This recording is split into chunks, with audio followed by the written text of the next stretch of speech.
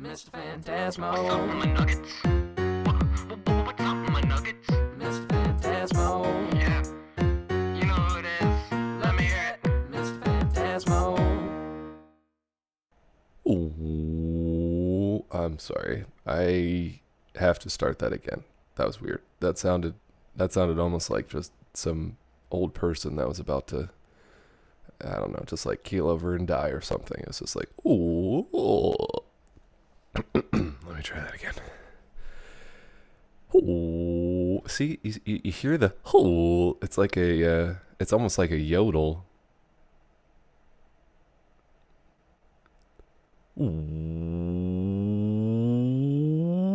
What's up, my nuggets? Yes, it is Mr. Phantasmo, I know. I forgot the secret word, the secret passphrase, but it is still me. How are you all doing out there in the internet world? I hope well. I hope everything is well. This is the second episode. You could call this brain dump number 2. I don't know how many times I'm going to be able to squeeze out a joke from the title of this thing. I don't really know what to call it.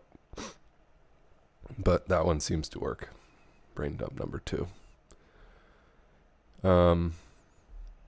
Yeah, I don't know what to call this or what to think of this. This is like the second iteration of something that I just kind of sat down one day and I was like, you know what? This seems like a good idea. And also seems relatively relevant in my life considering something a little crazy just happened. So I could brain dump on that, which I do have another topic for today. So that should be fun. We'll see where this takes us. But I don't know, and maybe I don't need to know. Maybe I don't need to wrap my head around the format of this and how it will be distributed and what it will evolve into or dissipate into. It seems like something that's a little bit more my speed, but I've thought that before about many things, and I think I'm just like open-minded to a fault where I can just easily be pulled away from things, even though I might be in love with what I'm currently doing. So I do think this is something that I will continue to take into the future. But you know, we'll see what the heck this even turns into. I was thinking also about getting it up on some kind of a downloadable platform. A lot of people have requested that from the first one. Something where you could listen to it more podcast style, which is cool because that's kind of what I was trying to do with this was to do, at least temporarily, some kind of one-man podcast and see how that works. I figure if I'm able to ramble to myself for 12 plus hours on end on stream at a time about some random game, then I could probably sit here for a decent chunk of time and tell you guys a story or two. Jeez. I think that happened the same time in the last brain dump my headset just turned off. Which you guys probably can't hear because we were coming at you through a crispier mic? Crispy. Maybe that's why it made me want to yodel in the beginning, because I think Puf and I are also going to start using this mic as a music mic for my guitar and for her vocals and her ukulele and everything else. And I think we might try to start making some serious tunes. But speaking of getting this podcast thing up on a downloadable form, other than YouTube for you guys, and speaking of Puf and I getting into some serious tunes, I also want to take a moment here at the beginning of all this to let you guys know that as of today, the day I am recording this, 4/19, April 19th, the Kid Laser has released a new single, and you can find that over on Spotify, as I'm sure you can find it in other places as well. He kind of he kind of teased it a little bit on Twitter about a week or so ago, but today is the day. I just got done listening to it a couple times on loop while I took a poop, and that was an unintentional rhyme, but I think if you listen to enough Kid Laser, you just start to feel the beat, feel the rhythm, feel the rhyme. So it's cool to see that he's back at it, making some more music. I was looking at his Spotify. It seems like his last album, Rathbone's Finest, was 2015. So it's cool that he's back at it with his boy Benny. They've been together in this music thing for a while, and to see Ben's face there right next to Jim's on the TKL photo on Spotify is cool to see, and it also makes me excited for what they're gonna come out with next, because I don't think it's just a single, but if the single is any indication as to what is coming next, it seems good to me. It's amazing. It's been amazing to be friends with Jim, or the Kid Laser, for his whole music career, and to be able to see him sort of develop and grow as a musician. It's awesome. You can see it not only in the way that he's able to compose the music, which he's had some help with Ben. I think that's where Ben is primarily helping him, is mixing it and all the back end things, so to speak. But also his lyrics. It's cool to see just how someone grows, and songs can be so personal, and can be more like a journal than anything. I know there was a time, it was actually as I was getting ready to quit my job, my big boy job, slash my grandpa was also he was heading out. He was on his way out into outer space, or wherever it is that you go when you leave this earth. And that was a little hard for me to deal with, I would say, just because I hadn't spent like an enormous amount of time with him. I mean, I'm sure it was probably harder for my mom and her two sisters and all that, but it was still a weird time for me, and I don't know how to externalize my feelings in those moments a lot of times. But I had just recently became competent enough with my guitar to start stringing some chords together, and then through that I was able to very simply write out some songs. And it's amazing the amount of inspiration that I had at that time, because it was such a fragile emotional state for me. But it was also cool how getting those songs out and now having those songs is almost like a memorialization of some sort of that whole moment. So I guess in a way what I'm just trying to say is writing songs can be a powerful outlet, and can almost be like a journal, in a sense that you can kind of get what you're thinking out at that time. I think that's another good point to remember is, if you're listening to a song and someone is singing some sort of lyric, like even if it was something personal to them, it was at that time, and they're human. We're all human. We're all constantly changing. We're verbs, not nouns. So I think sometimes people can get held to those words, and it's that I think that really sucks when that happens, when someone really puts themselves out there, and maybe it goes against the grain, and maybe it's not something that everybody's thought about, but maybe it's something that a lot of people have thought about behind closed doors, and they're just not being honest with themselves, or holding this artist to a higher degree of censorship or something like that. But it's interesting, and kind of, it's sad when people go out on a limb like that and then get cut down by people. But you'd have to think, if you have that much strength to write and sing and perform and put out a song like that, then you probably your hater blockers are probably pretty thick as it is. So anyways, I just wanted to talk a little bit about Kid Laser. So he's writing way better songs than I am up in my room. Those songs one day might be turned into actual representations for you guys to hear. It's so hard, because at least for me, when I was writing those songs, I had this rhythm in my head. Like I had like a melody in my head, and I had learned at that point about maybe 5 or 6 chords. So I was trying to extract out all of these, and there were multiple songs, so I was trying to extract out all of these semi-complex melodies out of just simple chords. And so I have like some rough iterations of them, and I have the words there, so that's always cool, because I think music can kind of morph around the words, just it pretty freely.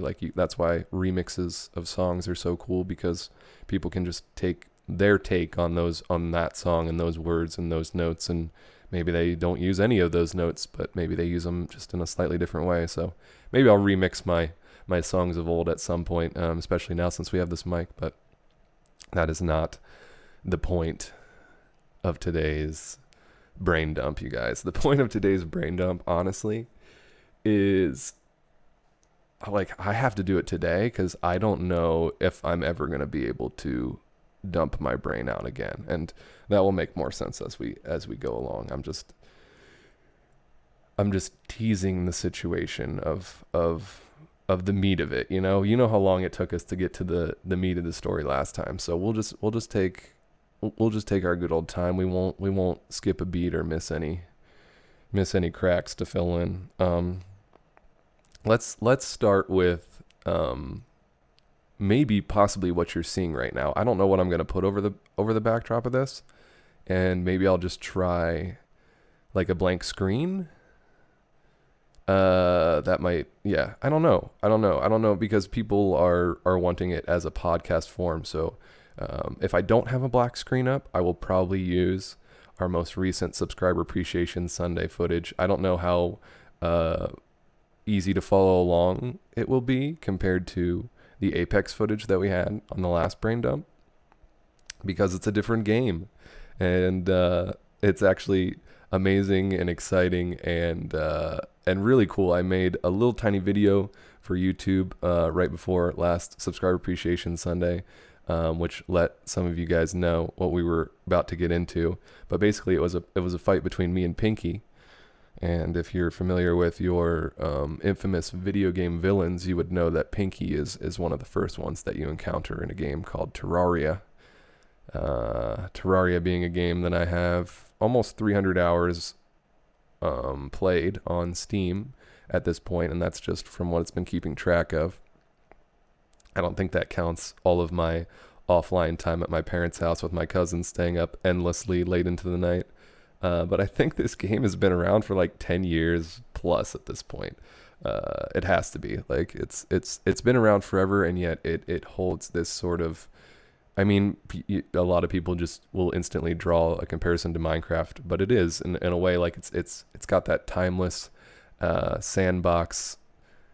It's almost like sandbox games are, even if they get somewhat outdated, you can still, because it's a sandbox, create whatever you want within it. Like a sandbox game is a toolkit in a lot of ways, and not only can you use those tools to constantly invent new ways of having fun with the game, but they have also stayed very up to date on adding new things into the game. I think at one point there was a thought of Terraria 2. Actually, if you search Terraria 2 on Steam, it still comes up. But I think they have recently said that they're just kind of trying to continue to enrich Terraria, which I personally think is an amazing move. It's not a move that I think will make them more money, which is odd, and I almost hesitate to say that this is going to happen because of that. But it would be really cool, especially with a game as impactful as Terraria, just like there hasn't been a Minecraft 2, for a Terraria to just have these continual updates and just stand as this pillar of I mean, you can look at that as someone who, as the next generation of game developers, can look at something like Terraria, and they can take from that, and they can be like, all right, well, if we want to compete in this gaming universe, and if we want to make a game that people want to play, then this is the bar that needs to be raised. Whereas if you have a Terraria, and then you go into Terraria 2, and then you try Terraria 3, and by Terraria 3, it's just like people are upset because you haven't really come out with that many new things, and it just seems like you're kind of reskinning the game and reselling it.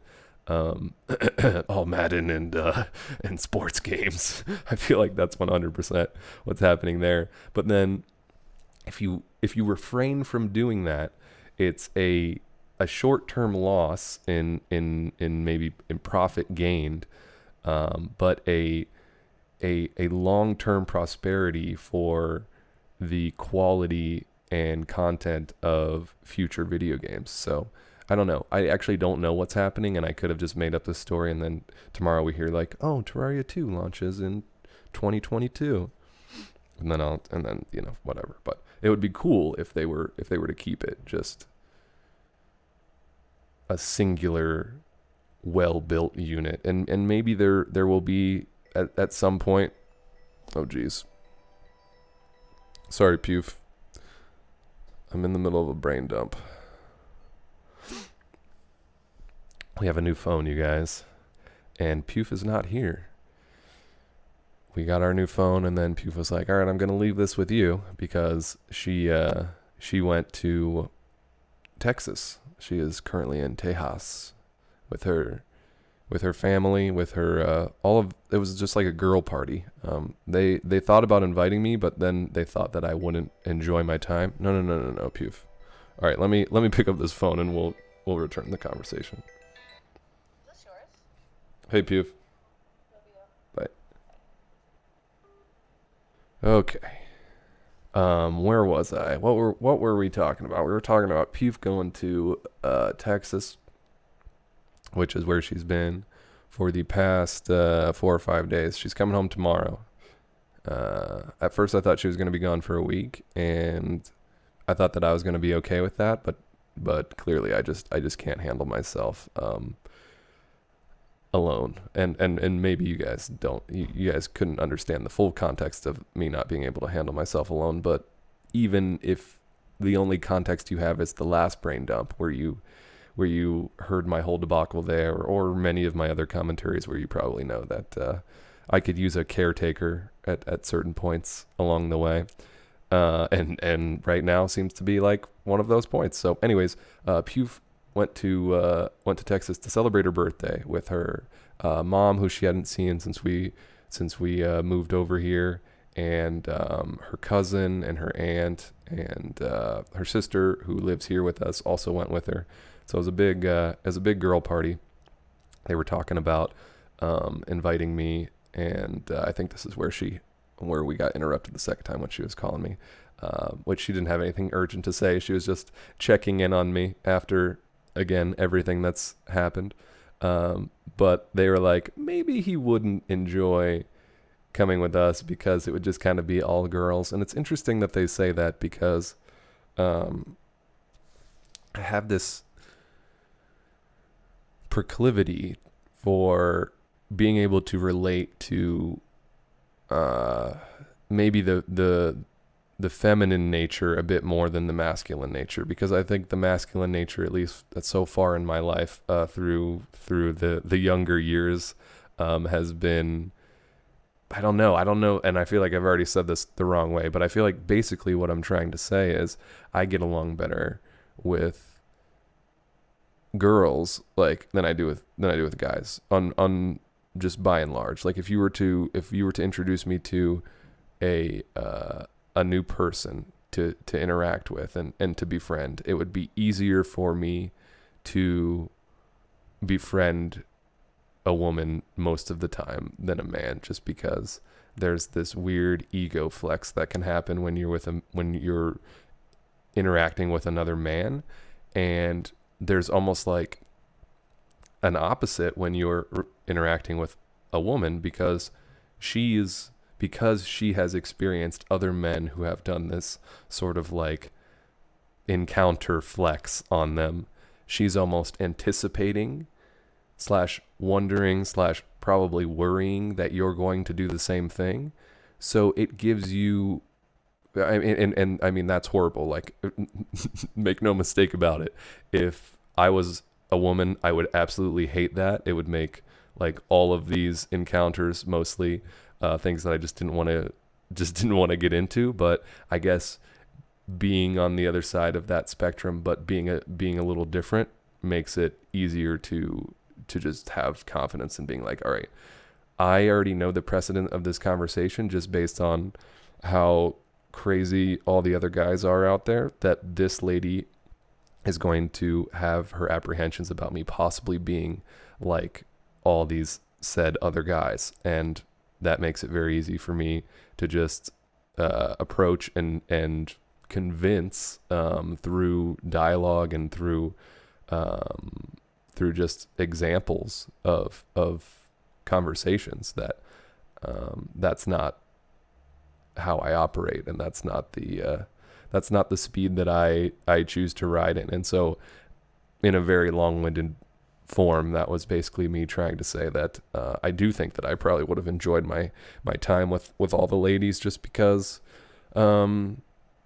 yeah, I don't know, maybe and maybe there's a lot of things. I think it's just the cultivation of my personality is ripe for the picking in those certain scenarios, whereas I just don't feel the need to. I think I feel like I would feel comfortable competing in these sort of macho realms that I'm talking about. And that's not to say that like every single realm is a macho realm, and you don't have to be lifting weights to be a macho realm. Like you can just have a group of like nerds who've never gotten into a fist fight before in their life, and you can still have this sort of ego that takes over, and then everyone's trying to compete for some sort of a top spot, where it just doesn't seem to be like that with women. It just seems to be more like, as long as everybody is fine and everybody's looking out for everybody else, and that's just how I operate anyways. So I think, yeah, I don't know what else there is to say about this. I feel like I keep running in circles around it, trying to comb it over in my mind. That's the thing about these brain dumps. They are not scripted by any means. So a lot of it is just me thinking out loud, which, I mean, for better or worse, right? We're giving it a go. You can't expect, who said that? Ernest Hemingway. The first draft of everything is shit. So we'll just keep continuing. I feel like that little part there got a little confusing, but I have to remind myself that it's probably best to keep all of this. I mean, we're at what, like 20 minutes if you subtract the phone call with Pugh. I think it's important to just keep this up as it is, and the flow of the conversation will hopefully provide enough rhythm to get us through the rocky ramblings that are bound to ensue. But maybe that's what you guys are signing up for in a certain way by watching this or listening to this. So anyways, let's try to get into the meat of it, huh? Let's get into the girth of the grundle here, and talk about what happened yesterday. Oh my goodness. I just realized that yesterday was also Thursday, which was the day that I had normally, when I was trying to stream like 6 days a week, Thursday was the one day that I had set aside. Thursday was like my Sunday for all intents and purposes.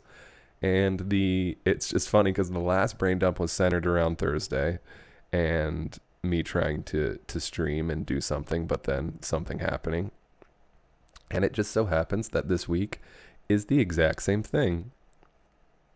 I think they're like 2 weeks apart, something like that. Anyways, I'll have to watch out these next couple Thursdays, and maybe I just don't try and stream. Maybe that's the key. I don't know.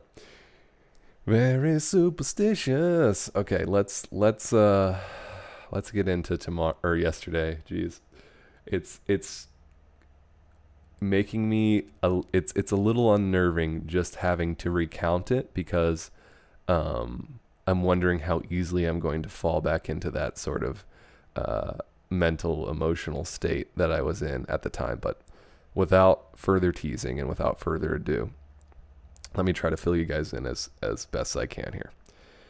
So like I said, I have the house to myself right now. It's actually just me and Brody and his buddy Rio, a little golden retriever.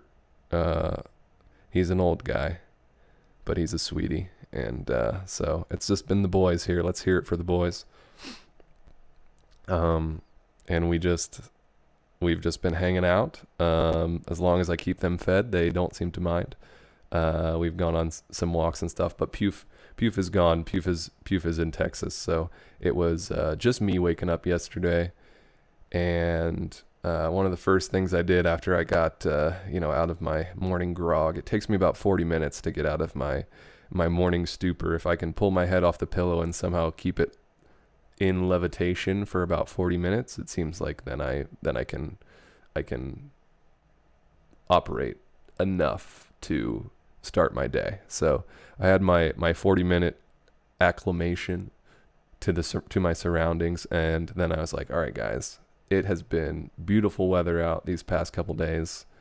I don't think today is going to be any exception. Let's go on a trail walk. And I've been taking Rio on the trail that Brody and I go down, the trail that Brody and I went down about 100 times when I lost my keys in the last episode. Spoiler alert. But we hadn't really been able to get too far, just because Rio is, like I said, he's an older guy. He had some hip problems when we first came here to Colorado, but he's since gotten a bit better. But at the same time, he's not getting any younger. So I want to be careful about how much I do take him for walks.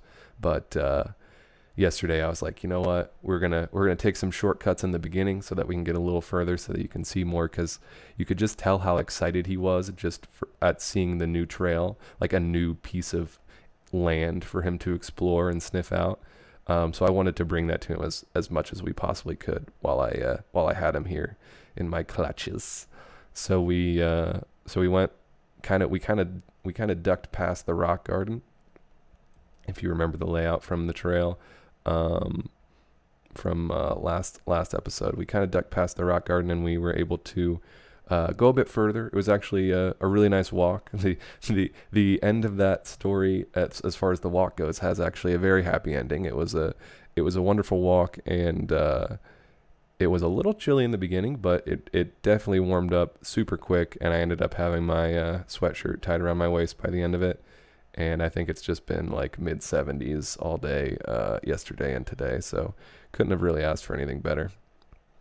But we got back from the walk, and I was I cooked some breakfast. I ate some breakfast, and I was going to sit down in Terraria for a little bit before I started the stream later that day to do some things that I didn't think would be very entertaining to do on stream. And most notably, it was just, I have all of these chests, which if you've ever played Terraria, you know my problem. If you haven't, then just think of this amazing open world for you to explore that has so many cool, fascinating items for you to collect that you don't exactly know what everyone does, especially if you're new to the game or playing it for the first time in a long time.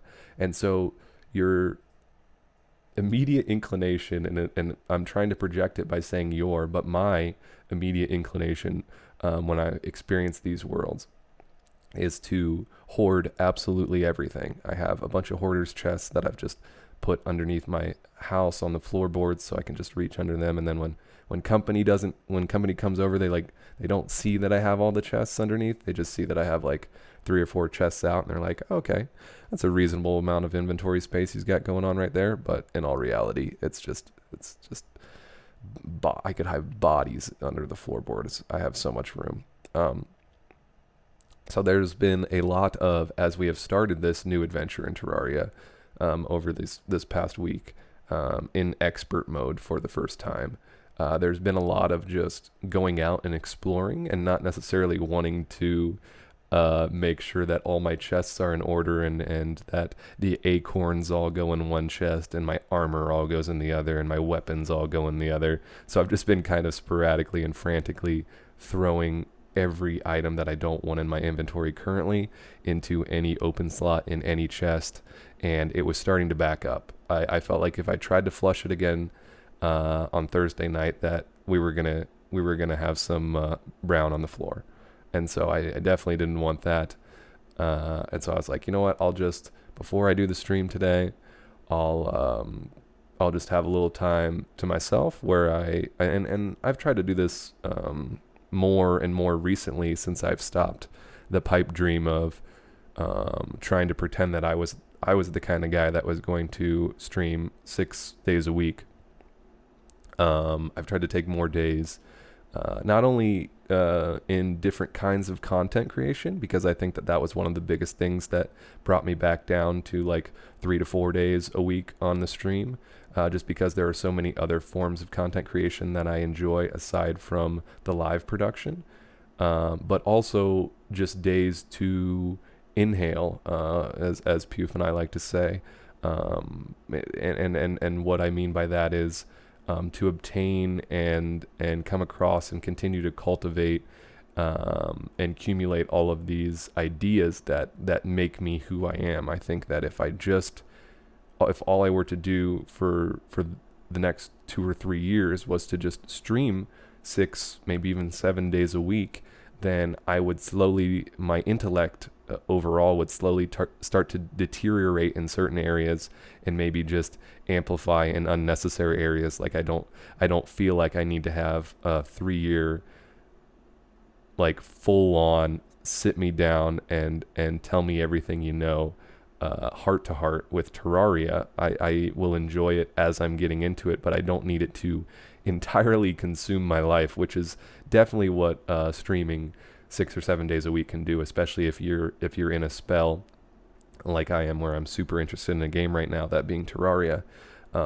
So I like to take days, just recharge days, just days where I can go out and figure out more about the world and continue to learn and grow. And that way, when I come back to the stream, I might have even more to bring to you guys and share with you guys, which brings me to another point that I just maybe want to toss in there as an aside real quick, just for people to kind of think about. But I was thinking about possibly doing a story time with Tasmo, where I would just kind of read a book, and that would be the stream. I would start and we would read. I have no clue how long we could read a book for. If I've never tried to read a book aloud on stream, so it could be cool. Maybe some sort of weird audiobook. I don't know. Maybe I might get sued for that. But that was something that I was thinking of that could supplement a gaming day, and kind of because you're always trying to, as a creator, as a content creator, you have your hands in so many different pots, like over in the YouTube world, over on the Instagram world, and over on Twitch, and yada yada yada, on Patreon. And I think there's just this constant inclination to try and see what you can combine. And so that's why I've mentioned several times about me potentially streaming where I'm editing videos down for like a Looking for James video or something, just something that I can combine that could maybe have some hidden usefulness to certain people out there. There's always that kind of like, that's always in the back of my mind. So that's why I just wanted to bring up Storytime with Tasmo. I think it'll come in the future, at least a couple times. I think I'll try it a couple times. I'm willing to try anything a couple times. But yeah, anyways, all I was saying there was I was just coming in after the walk with the dogs to sort of, sit down, play a little Terraria. Kind of. I mean, inventory management is not what I would consider playing Terraria, which is why I didn't want to do it on stream. But also take the time to just listen to stuff. I like to listen to stuff in the background, just as I'm sure you're probably maybe listening to this in the background of something, as you do something, as you play some sort of game on or work on some sort of project. And so that's what I was doing. I was queuing up a podcast, and I have enjoyed a couple of the podcasts that obviously you can't talk about podcasts nowadays without talking about Joe Rogan, and I did listen to Joe Rogan a bit when I worked at my first job, back at the startup job, but I've since basically I love Joe Rogan because he interviews a lot of different people, and so he exposes me to a lot of different ideas in these long form conversations. So I have listened to a lot of Joe Rogan, but I was trying to listen to some other people. He has a lot of comedians on there, which at first I preferred the more scientific and philosophical guests to the comedians, but then I started giving them more of a listen, and I came across this podcast that that Tom Segura does, who is a comedian. He does it with his wife.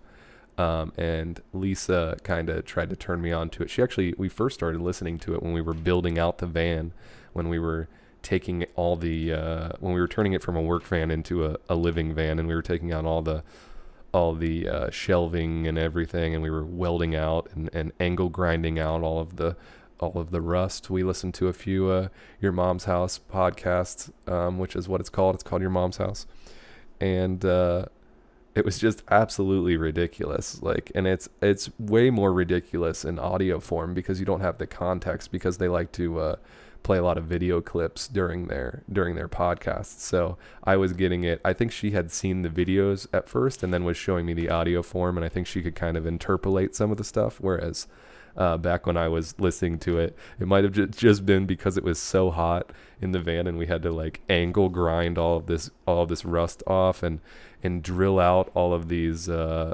rivets. Oh my goodness, that was just horrible. So maybe that added to my negative experience with it. But overall, it was just kind of like too crazy for me to keep up with and understand. But I had just recently looked them up on YouTube because I remembered about their podcast, and I watched one of their new ones with Joey Diaz, who is another guy who is just hilarious. I've seen him a couple times on Joe Rogan, and I love his energy. He reminds me a lot of my Puerto Rican uncle, and actually my cousin a little bit in a way, Tree Boss. But I watched that one on Your Mom's House, and that was like one of the newer ones that they did, and I was able to see, in their studio. I was able to keep up with all the videos and stuff, and it was hilarious. It was 100% top-notch entertainment the entire way through. And so I was like, dang, I know I should probably be listening to something a little bit more informational and maybe constructive, because I like to constantly be hard on myself like that. But I'm like, you know what? These kind of podcasts, even though they are definitely a treat, I think I'm going to listen to another one right now while I do my Terraria rummaging around. And I put on one that was it was Your Mom's House. So it was Tom and his wife with Joe Rogan.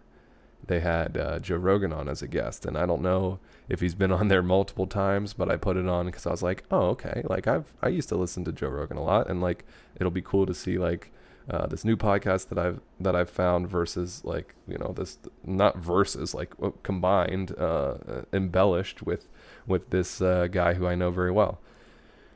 And so I booted up Terraria, and I put this video on, and I am getting lost in different things at different times now. As I'm doing this, I'm getting lost in like the inventory management, because I'm like, Jesus, there's so much crap here. Like, how do I sort through all this so that I can actually play the game tonight? And also at the same time, like they're doing their crazy stuff over on Your Mom's House. So I'm constantly, with these, between the two monitors, I'm looking back and forth, having my attention distracted and pulled in one way and then the next. And I'm getting towards the end of everything. I'm getting towards the end of my inventory is all like, it's at a stage where I'm like, all right, this is seeming good now. Like, it seems like there's a lot of empty space here and a lot of organization, so that I can just continue to go adventure. And that's, I think, what I really enjoy doing, way more than just taking all of the items out of a chest just so I can move it a couple inches to the right because it needs to go there.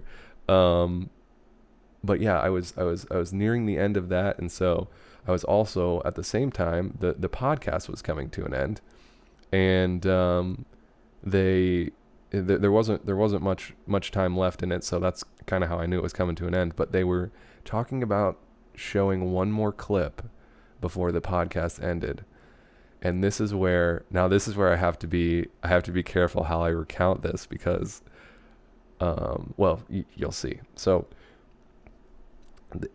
the main event of this brain dump centers around this clip that they played on the podcast. So it was something that was,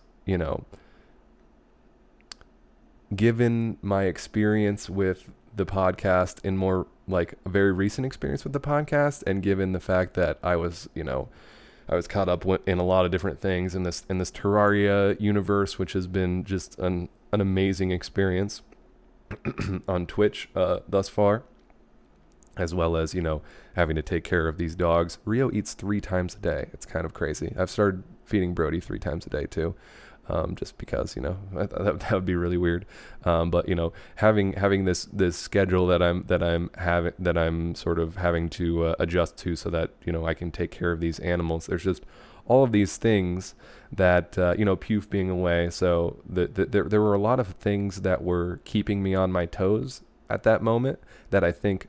I don't know. This is mere speculation, but it might have made the gravity of this content a little bit more heavy for me. But regardless, I'm finishing up my Terraria, and now I almost I have a couple more things, to move in a couple more chests over on Terraria. But at this point, I am completely entranced over on my right second monitor, because they are talking about. They're talking about this video. They're not showing it, and so I'm like, oh geez, thank goodness. But they're talking about this video where and Tom is just a crazy, sick, twisted individual who has this dark sense of humor, and oh man, it's I don't want to laugh and I don't want to smile as I say that, but sometimes he will show the craziest things, like some guy getting backed up into.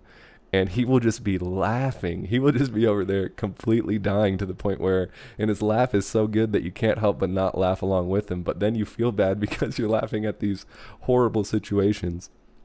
But anyways, I could tell Tom was on another tirade here. And he always likes to sort of just blindside his guests with hey, what about this? What do you think about this? Do you want to watch this video and tell me what you think about it? And so he's trying to introduce this video.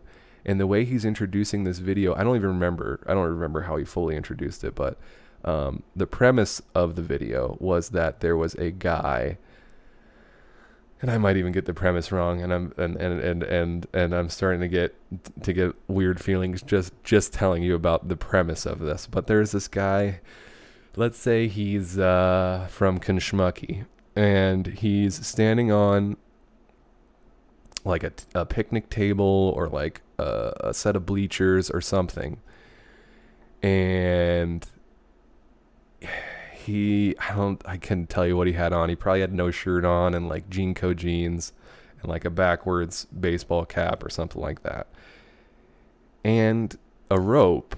He was also wearing a rope, which he had proceeded to, before the video started, tie around his ball sack. Let me just repeat that real quick. Before they started recording the video, it was his request to tie a rope around his ball sack, and then tie the other end of the rope to the picnic table, bleacher, whatever he was standing on.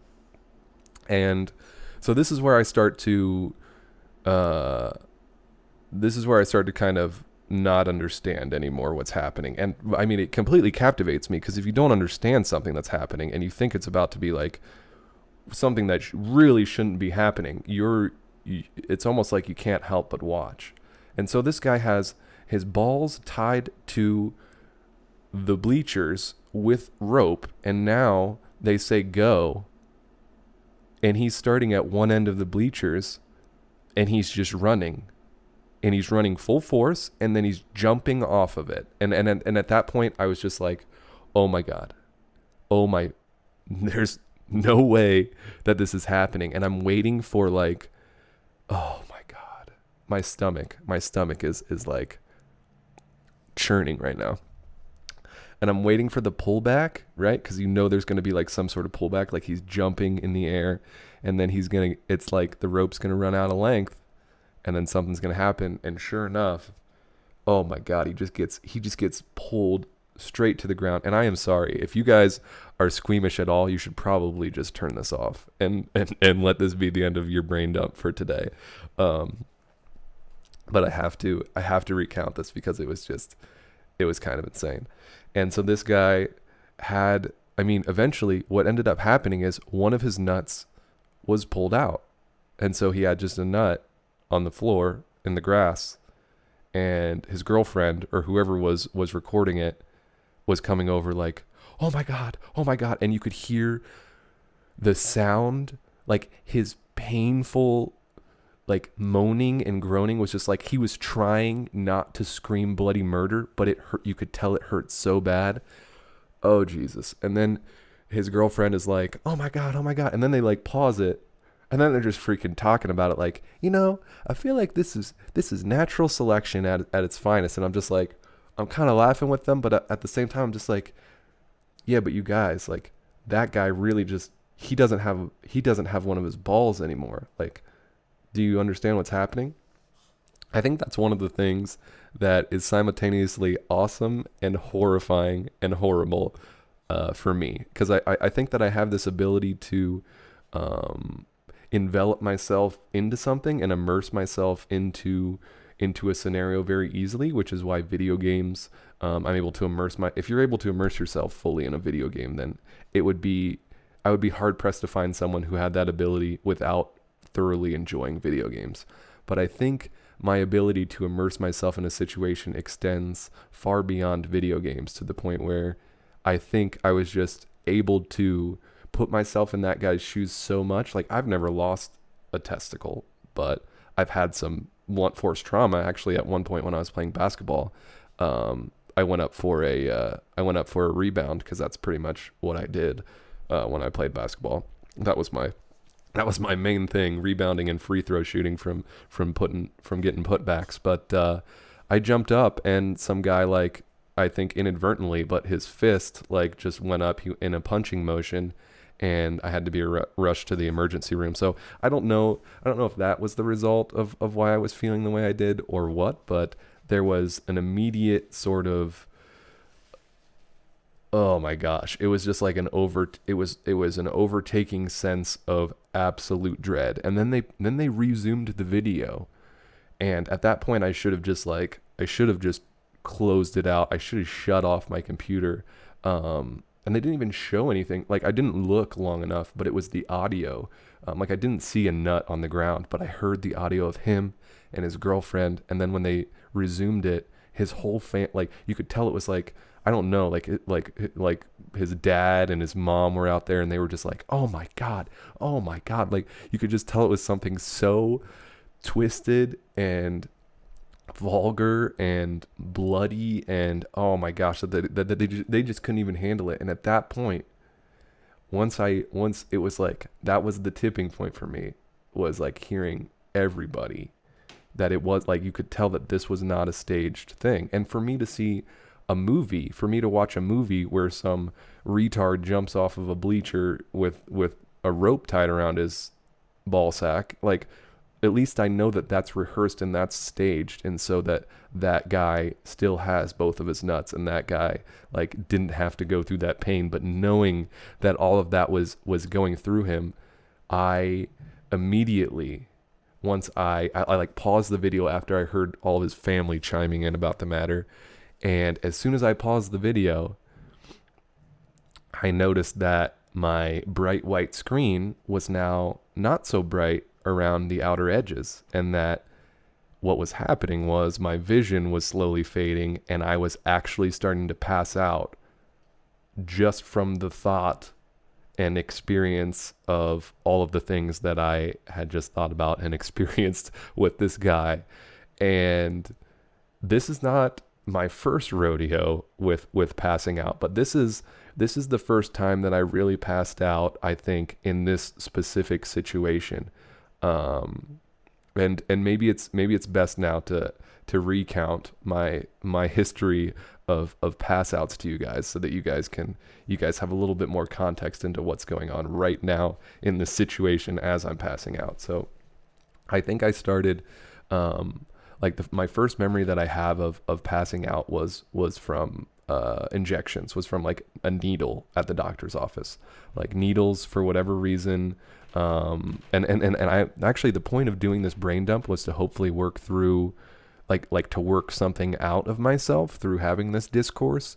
And because I think there's some kind of trauma that's centered around all of these episodes that I've been having, and I'm really wanting to not have this happen, because nothing makes you feel uh, more useless than just like passing out, like for things beyond your control. And then, like, as from an evolutionary standpoint, I shouldn't feel too great about that, because if I were to just pass out, 1,000 years ago, I would just be eaten by some lucky tiger who just happened to cross me. But anyways, the first sort of experience that I remember of passing out was when I was getting a shot, and it wasn't like when I was a little kid. It was actually, and it might have been like maybe my first time by myself. Now that I think of it, I don't know if it was the first time by myself, but I had to drive to the doctor's office for a physical, for basketball, and one thing led to another, and the nurses were on top of me and they were naked. No, I'm just kidding. One thing led to another almost incentivizes a certain direction to the story. So I just couldn't help myself. But they ended up having to take blood. They had to like take my, I am sorry if you guys can hear whoever is rummaging around upstairs. They must have the heaviest feet in the world. I hope this microphone's, I have like a noise gate going too. So I'm hoping that it doesn't have any of the audio, but I digress. Anyways.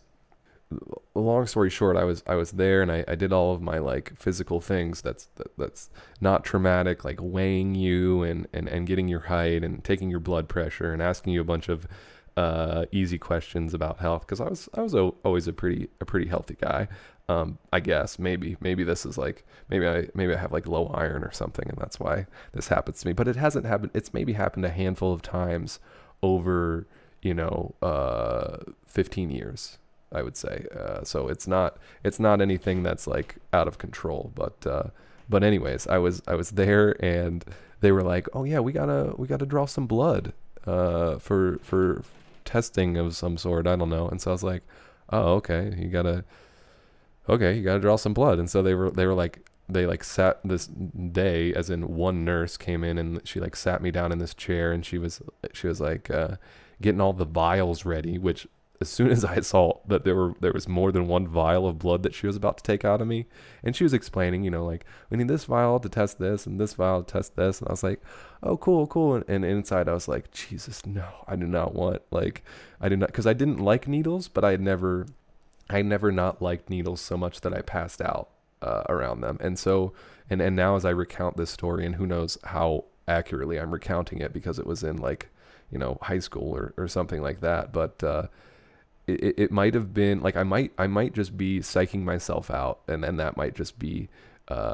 what's going on. But I remember waking up from that pass out with like 3 or 4 nurses kind of like holding me back in the chair, and the one nurse that was taking my blood, she was like, she was so angry at me. She's like, if you know you're gonna pass out, like, you need to tell us this, because you almost fell out of this chair and blah blah blah. And I was just like, I'm sorry, what? Who are you? Where am I? What's happening?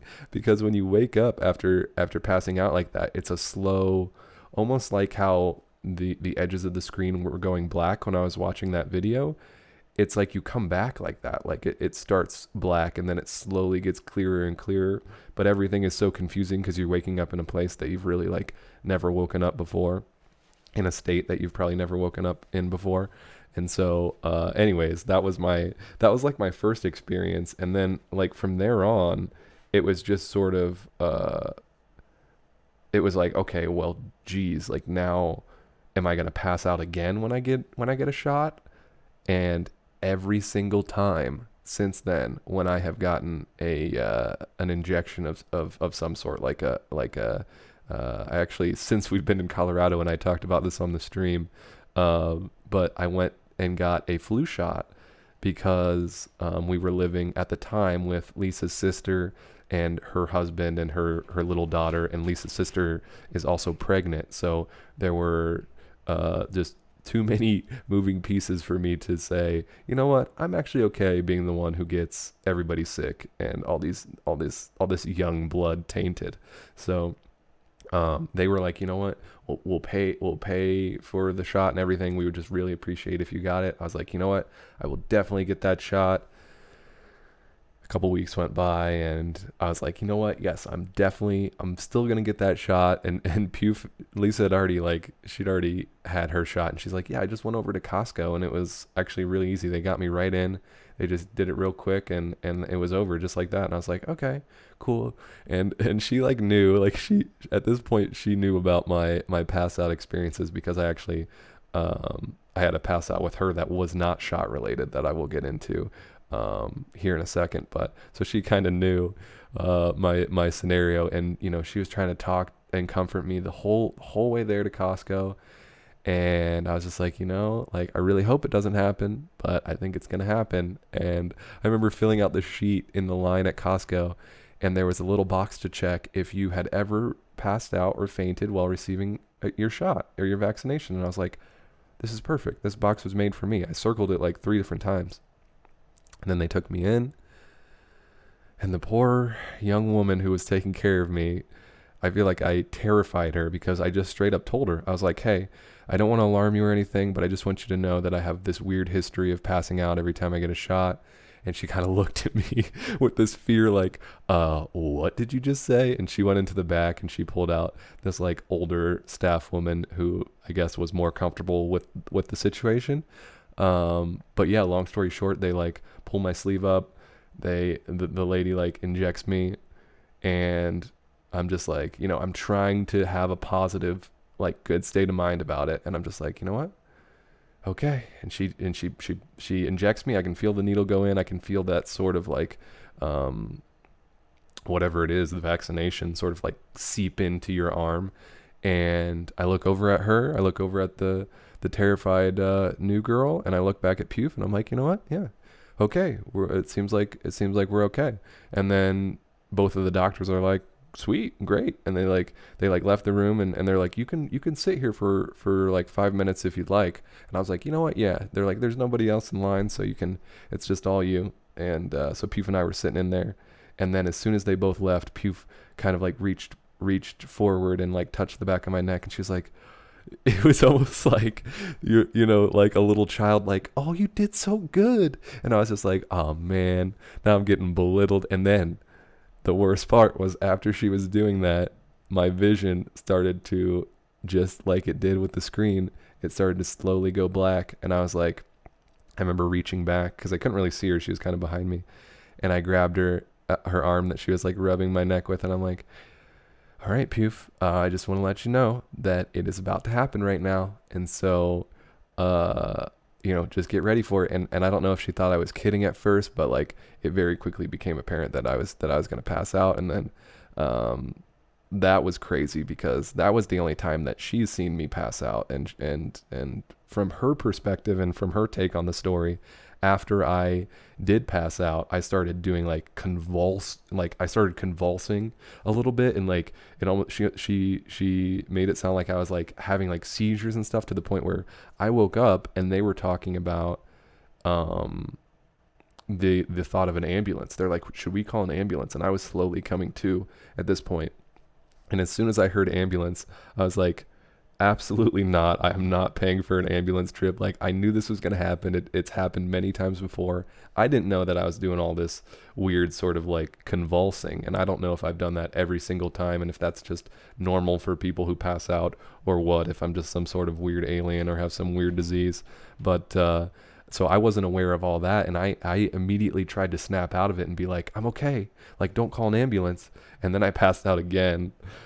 Which is also very common. I have this pattern of passing out twice, which I did not pass out twice yesterday. You guys at this point in the podcast are probably like, this guy is absolutely bonkers, and it is. It's the weirdest thing. I don't pass out for any other thing. I can bash my thumb in and have it hurt and be gushing blood, and that doesn't do anything. It's just this weird specific issue that has plagued this seemingly simple task for me for many an age. So anyways, the long and short of Costco is, they actually ended up calling an ambulance, and I came out of it again. And after I came out of it the second time, I knew I was fine. I was standing and ready to greet the ambulance guys as they got there, and I was just like, I mean, what do you say at that point? You're just like, hey, I'm sorry, you guys. And they're just like, it's all right if you don't accept our ride and you decline the offer from the ambulance since Costco called it, you won't be charged for it. And I was like, sweet. Definitely would not like to be charged for this ambulance ride. And it's funny because Lisa's sister, who we were staying with at the time, her husband is a doctor, and so he was actually on his way home from work at the time, and he just stopped by at Costco and reassured everybody there, like, hey, he's fine with me. I'll take him home and keep an eye on him, or whatever you do with Subject 9 here. But yeah, and that was kind of the end of that, and that was like, I guess I kind of took you through my most recent experience with passing out around vaccinations and my oldest experience with that. The only other experiences I've had were with Lisa. One time there was one with Lisa specifically, like I was talking about earlier, where that was in the middle of the night. I was actually over at her apartment back when we lived in Ohio, spending the night, and I was, I had to go to work the next day, and I woke up in the middle of the night having to pee really bad, and I have had these pees before where it's just like, I don't know if I've been holding it in my sleep for so long, but I just have to pee so bad. I don't feel like I'm going to pee my pants, but I have this weird kind of pain in my, is this an episode of Dr. Oz or something like that? Anyways, there's this weird kind of like pain in my bladder where I feel like I'm just like overloaded, and I'm like, all right, as soon as I pee, this is going to go away. And it does. But I got up and I'm like trying to find her bathroom door. It has this huge sliding wooden like barn door on it. That's how you get into it. So it was hard for me to like feel around for it because it just kind of felt like the wall for a while. And then I got in there and I remember peeing, and this is before I started peeing sitting down, so I should have taken up that habit earlier. And I was peeing, and I had my right hand kind of pressed against the wall behind the toilet so I could brace myself, and then I had my left hand doing all the business down there. And as I was peeing, it was like I could feel the sense of relief from peeing, and I felt like my bladder or kidneys or whatever was paining me from over exertion of pee down there was going to eventually go away. But at the same time, I started getting lightheaded a little bit, and that was before my 40 minutes of waking up, so I was definitely very groggy. It was in the middle of the night, and I just convinced myself, I was like, all right, I'll just finish peeing and then I'll go lay down, and then that way, like, because I have gotten lightheaded before, and if you lay down or sit down, it can help a lot. And in that state, in that stupor, not only did I underestimate how much pee I had in my bladder, but I also underestimated my ability to get back to the bedroom, because I guess since I had so much pee, it kept me there longer, and I was just like, Jesus, I have to keep peeing. And I feel like I fought it off a little bit, but by the time I was done peeing, I had convinced myself that I was not going to wash my hands, which was a weird thing to convince myself of, but I was just like, I have to cut off as much time from my trip back to the bed as possible. And I ended up not making it to the bed and passing out, and that that huge sliding barn door that was in the bathroom, yeah, that's where I hit my head, right on the barn door. There were like two different marks, so I might have hit my head on the floor too. I don't know. Puf came in, and I woke up to her kind of holding me on the ground, and I was, my forehead was bleeding in several different spots, and I had this, like, it's given me two really wicked scars on my forehead. And I considered going to the doctor the next day, but I just decided to take off work instead, and just get a little bit of rest. And then, I mean, eventually it's healed. I've gotten scars like that before that I don't feel the need to. I mean, God forbid they go to give me stitches, right? That's just more needles, more pass outs for me. So anyways, yeah, that was a weird one. But I don't necessarily know that that's kind of tied to the same things that these other ones are tied to. Because that's less of I almost feel like what it could be tied to is some kind of an invasion, like with a needle, it's like a sneaky little invasion. And it's like, what are you putting inside me, or what are you taking out of me? I don't know though. I really don't. There was one other time, that I can think of that hadn't been caused by a specific needle, but almost like a needle of sorts. And that's really the only other time, aside from when I was watching this weird documentary about like Aboriginal cutting or something. This guy like went to this tribe and was trying to uh, be assimilated into the tribe, at least for a short amount of time, so he could see how they lived.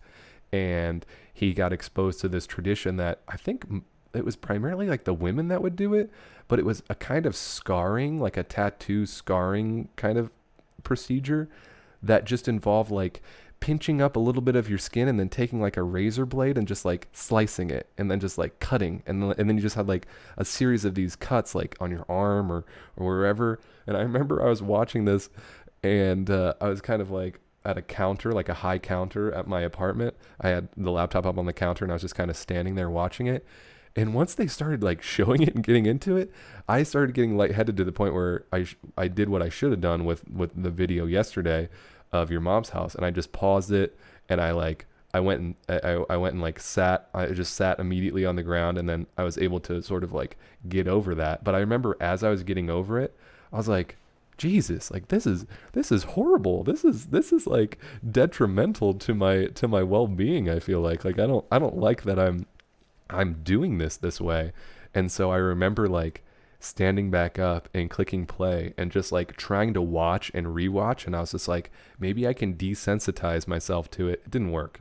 I needed way more than one night probably, but it didn't work in the time that I tried. There was always that sort of like, I don't know if it's like an empathetic thing or if it's like an immersive experience kind of thing. But I think it might be something like that. But anyways, in that same apartment where I watched that Aboriginal cutting documentary that I almost passed out to, I had one of my friends over, and her and I were creating. We went to the grocery store one night. We were having a Star Wars marathon, and we went to the grocery store before then, and we're like, let's just try to make.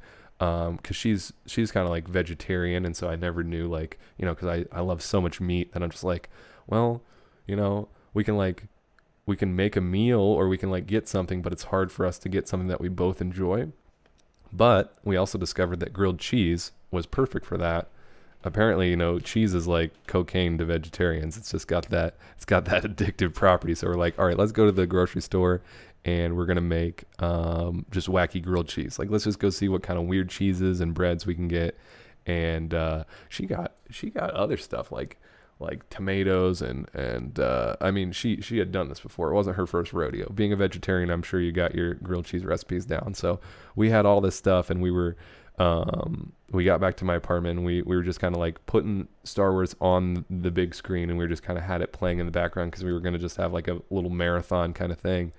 And I'm over in the kitchen while she's kind of like putting on Star Wars, and I'm cutting up this cheese, and I'm cutting it in like the most horrible way possible, the way that your mom never tells you to cut, and the way that clearly it's like, oh, if this slips a little bit, it's going to come and poke me. And it was just a little paring knife, but it was sharp, and it got me. I was cutting the cheese, and brain dump jokes, and it slipped, and the very tip of it poked into the very tip of my left thumb. And it was just a slight poke. And at first it didn't even look like it was bleeding. But I remember putting the knife on the counter as soon as I did it, and I was like, oh man.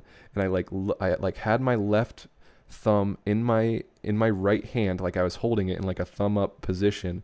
And I was looking at it, and I was looking at the very tip of it. And I remember squeezing the tip, like my skin on my thumb. And when I did that, like I could see the hole that it made, and then I also saw the blood start to come up from that hole. And as soon as I saw that, I passed out. I passed out. I hit my head on the and this is that's the horrible part of it, is I feel like I hit my head every single time, and I'm hitting like the front of my head, like the front part of my brain, the prefrontal cortex, the part responsible for making all of your human decision making choices, and so it's like each and every time I'm really playing with fire. It's like dropping your phone. It's just like, okay, maybe it survived that time, but maybe next time the screen cracks, or who knows what subtle things I could be changing in my brain chemistry by having all these repeated blows. Like, am I just randomizing certain parts of my personality every time I shake it up like that, or what? I have no clue.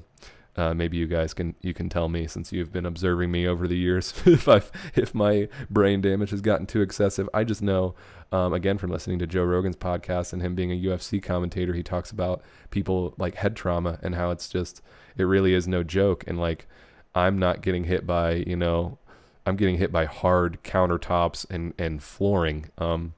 And then it was crazy because I remember getting up, because I knew this woman a little bit, but like a decent amount, but we weren't like lifelong friends or anything. And I clearly had never told her like, oh yeah, sometimes I pass out when I get shots, and I might pass out when I'm cutting this cheese. So she had no idea what was going on. And I remember she was like over me, like, she's like, are you serious? Or something like that. Like, she kept saying like, are you serious? She thought that I was, since I'm such a practical joker, that I just like pretended like I passed out, because she saw me poke my thumb and kind of look at it. And then, I mean, it must have been the best acting job in the world, but then I proceeded to pass out, hit my head on the counter, and I'm on the ground, and I'm waking up to like, are you serious? Are you serious? And I sort of quickly come to the realization of where I'm at, and I just pop up really quick, and I was like, no, I'm not serious. I looked at her and I was like, no, I'm not serious. Like, that was just, no, you're right, that was totally a joke. Like, you're giving me an out of this weird, embarrassing moment in our friendship. Like, yeah, I'll totally take that. And then I popped up too fast and immediately passed out again. And that's when she knew it was not a joke. I don't think I was passed out for that long, either with her or Puf.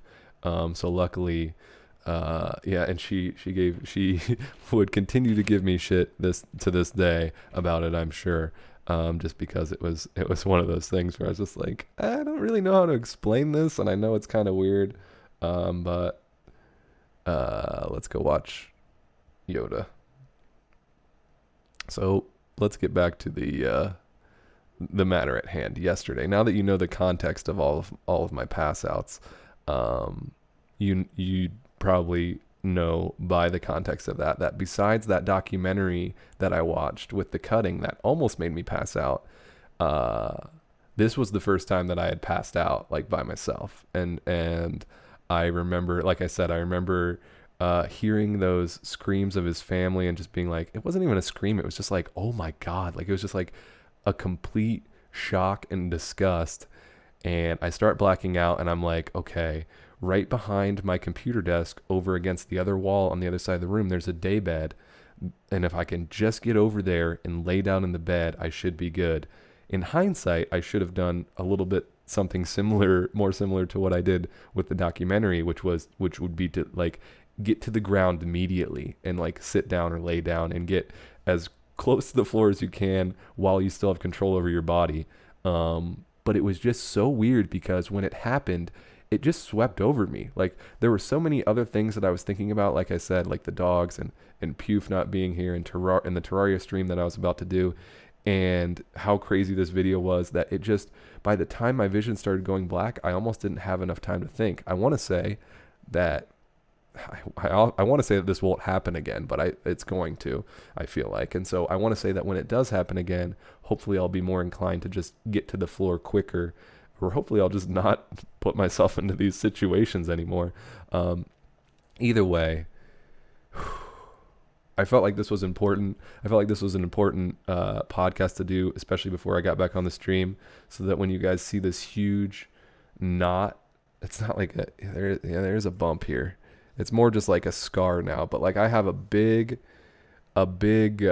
mark like right on the center of my skull, and I don't know how I fell. I don't know how I fell yesterday. It's really not funny, but at the same time, I feel like I gotta laugh about it, or else it's just gonna be too bleak of a story. But I woke up and I was like right next to the chair. Like, I didn't make it to the daybed at all. I feel like this is a story where if Tom Segura were to listen to it, he would probably die laughing, just because he has that sense of humor. So maybe I'm channeling my inner Segura right now. But I woke up on the floor, and I woke up to the sight of the linoleum flooring that's on our floor. It's like a fake wood sort of thing. And that was such a weird experience, because not only was I waking up to that, but my thoughts were about like weird things that I had seen and heard in this podcast that I was just listening to, combined with Terraria. And then I was seeing this wooden floor, and I was like, it was like waking up out of a dream into a different dream almost. I was like, wait, what is and then I was like, oh shoot, I just passed out. And I like lift my head up a little bit, and I can look in front of me, my headphones, my Astros had like fallen off, and they were like a little bit further ahead of me. As I had fallen, you could tell they just kind of like came off. They were all twisted and everything. And I go to like lift myself, and then I start to like feel, there's like 3 or 4 different spots where I hit my face, and I also hit my freaking tooth, man. I hit my front tooth. One of my front teeth is already dead from a long time ago, like back in when I was playing on a playground when I was younger. And I hit the other front tooth yesterday, so I'm hoping that just kills that right off, and then I got some nice color balance there, on my front teeth. At least they'll both be peachy gray instead of their normal white that they should be when they're alive and living. But so I hit my front tooth. I hit the top of my forehead. I hit like my eyebrow area. And then behind my ear, I think because of the way I had my headphones on when I came down, I hurt behind my left ear a little bit. But needless to say, like after that, I was just like, okay, well, I'm probably not going to be streaming Terraria today, because I tried to go to the bathroom to see what was happening, and then it was almost like that time where I stood up too fast and I was getting ready to pass out again. So I quickly sat back down. I almost like ran to the daybed, and I kind of just laid there. And I laid there for I don't know how long I was out, and I don't know how long this whole process took, because looking at the clock was the least of my worries. I was just like, I have to take care of myself right now, because if I don't, I might not. There's no one else that's going to take care of me. Meanwhile, Brody's pacing back and forth. Poor guy, he's probably so anxious, and Rio just doesn't even know what to do. And I'm just like, I'm sorry, you guys. I actually think I have to feed you right now, but I'm going to take a little nap first, because I just can't. I can't stand up without getting that sort of uneasy feeling again. And so but then at the same time, as I was about to take my nap, it was so weird, because I was like, I'm going to try to sleep to get better from this, but I don't know how I hit my head, and I don't know how hard I hit my head, and I don't know what's going on inside of my brain right now, or my skull. And there was this weird kind of feeling that I had, almost like the time when Peef and I have talked about this on our Treetop Radio that you can find over at patreon.com/lookingforjames. But there was this one time where I had this near-death experience, in we were out paddleboarding, and my paddleboard got swept out from under me in a storm that just crept up on us all of a sudden, and I was out in the middle of this huge lake with no life jacket, because I freaking left my life jacket on there, and just a paddle that I was actually trying to keep above water and hold and hang on to, because we had just purchased these paddleboards, and I really didn't want to lose a paddleboard lose a handle that I had spent so much money on. And so I had that sense of a feeling, like this helplessness, that even though I wasn't out in the middle of a river, I was just like, well, I'm here by myself, and I don't know what's going to happen when I fall asleep. I'm pretty sure I'm going to wake up, but I could just die. I could just die here. Head injuries are nothing to belittle in any way. And I say that, and then I will also tell you that, I don't plan to go to get any sort of an X-ray or anything like that. Puf and I don't know, for many different reasons. Probably the main reason being that as a human, I tend to care more about other people than I do myself. I think that's not just any human, but an agreeable, open-minded person would tend to. I'm sure there are many of you out there that are listening to this podcast that are like that. I mean, just like I found when Puf has been gone these past few days, I normally love cooking like a really nice, tasty breakfast for us, but when it's just me, it's just like, all right, well, what can I throw together as quickly as possible so I can get to whatever this pursuit is that I'm trying to chase, because I think that's what I do when I'm left to my own devices. I will just chase the next project, or like devote myself to whatever project I'm working on, which right now has been Terraria in a lot of ways. But anyways, you guys, I mean, I don't really know how to, and then we lived happily ever after. Is that how you should, is that how you, there was this really cool thing that I can tell you that I experienced in Terraria as I was doing the inventory management. And you won't be able to see this on stream at all because it was just in the background. But I was in Terraria and I was, messing with all these crates, and it turned nighttime, and all of a sudden, out of seemingly nowhere, all of these fireflies came, and they were just like hanging out right outside the house. And there were so many of them. There were like, I want to say there were hundreds of these fireflies, which, at most I had seen maybe like 4 or 5 at a time beforehand. And that was crazy. And just to see all of these fireflies coming around my house, I was like, it didn't say that there was any sort of special event going on that would, like the Firefly Festival or whatever it would have been. But it was a really awesome magical moment in Terraria that I'm actually looking forward to having more of. If you guys don't know, we are doing the plan for the stream is to do a lot more Terraria in the coming weeks. I want to mess around more with Subscriber Appreciation Sunday and doing last Subscriber Appreciation Sunday. One of my favorite things that we did was just open a new world and start a new world together. Like anybody who had Terraria and wanted to come by the stream on Sunday, which I think we'll be doing again this Sunday, maybe even another new world. We also tried some Capture the Gem, which was an early conceptual idea that I had from getting back into Terraria, and I tried to make like a Capture the Gem map.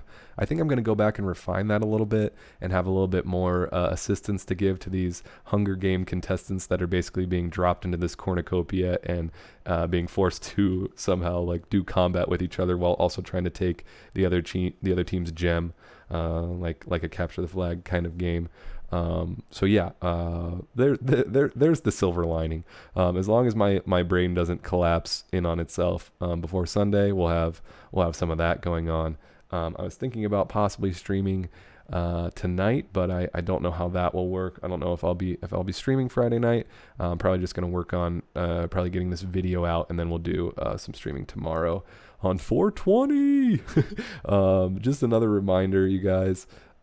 Kid Laser has come out with his newest single, Right Back. It is now on Spotify as well as I'm sure many other musical platforms. If you're a fan of the Lays, go give him a listen, and I'm looking forward to one day having Kid Laser guest host with me on a brain dump. So I hope you guys enjoyed this rambling session that we've had yet again.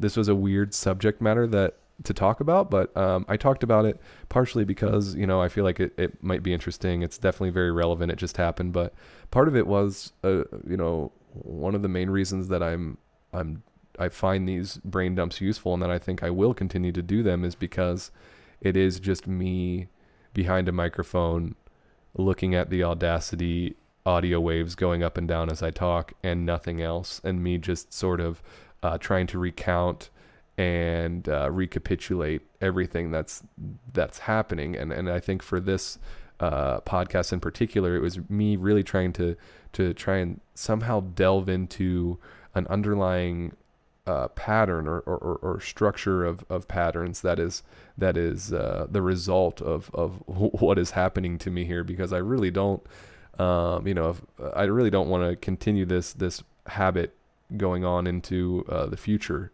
As I continue to age, I'm going to get to that age where I'm going to start going back down. I'm going to start going back down the hill, and that if I have these fits, I don't see me like, if you're some like slightly older gentleman and you have a fall like that, who's to say what could really come of it? So I'm hoping to try and figure it out. I'm hoping it's I don't know. I guess I'm kind of hoping that it's a psychological thing, because if it's some sort of like traumatic underpinning, then I feel like I can maybe attack it a little easier than if it's some kind of biological impediment, because I don't know, I'm not, well, for reasons that you might be able to deduce from this podcast, I'm not the biggest fan of going to the doctor or the dentist or any other master wielder of the syringes. I'm just, that's not top on my priority, but maybe it's just something that I heard actually Pugh's sister's brother, the doctor, he was telling me about one patient that he had, because he was talking with me about this after I passed out at Costco. He was like, yeah, there was one patient I had that was like that, and they just had this thing where they would pass out, and then the horrible thing about them is they were like anemic or something like that, where they had to inject themselves, or maybe diabetic, where they just like they had to use needles all the time, and that actually made them like they are actually better now because of this sort of like exposure therapy or like desensitization of this stimuli.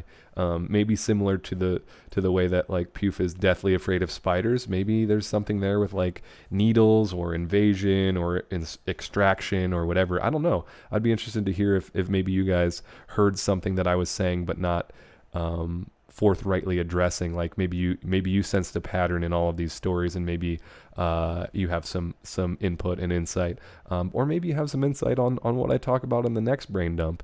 If you don't want to hear crazy stories like this in the future, there's always that. You can always leave your suggestions in the comment section. I have a couple notes taken down here on my little book that I'm trying to keep, so that I can have some future topics to expound upon in future brain dumps. But this just kind of, came up right out of the blue, this whole event. So I figured it was an opportune time while it was still fresh in my mushy mind. I'm sure it's mushy at this point. To recount it for you guys and take you along for that journey. So I'm sorry if it was painful. Oh my God, I would feel horrible if anybody passed out as I was recounting that. But I think personally for me, it's the visual and audio stimulation going on at the same time that really do the trick. So yeah, on that wonderful note, thank you, Nugget, for listening to this podcast of sorts. I'm going to try, as we go forward into the future of this, make it more accessible on more platforms. But I got to do a little bit more research around that, and yeah, hopefully remember what I'm doing. Okay, guys, that's gonna be it for me. Thank you so much for listening, and we'll see you in the next brain dump. Peace, Nuggets.